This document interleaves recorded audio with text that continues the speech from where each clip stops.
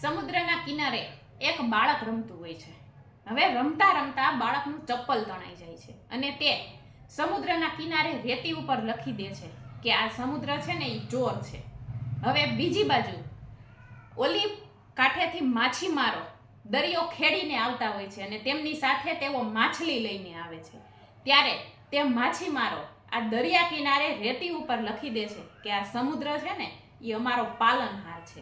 હવે એકના એક માતાનો દીકરો કે જે આ દરિયામાં તણાઈ અને મૃત્યુ પામેલો હોય છે, ત્યારે તે માતા પણ આ દરિયા કિનારે રેતી ઉપર લખે છે કે આ દરિયો છે ને એ એક હથિયારો છે.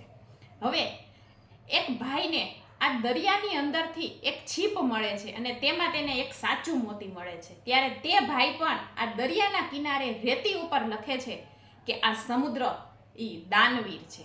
હવે અચાનક સમુદ્રમાંથી એક મોજું આવે છે અને આ ચારેયના લખાણ છે એ તાણી અને તેમની સાથે લઈ જાય છે.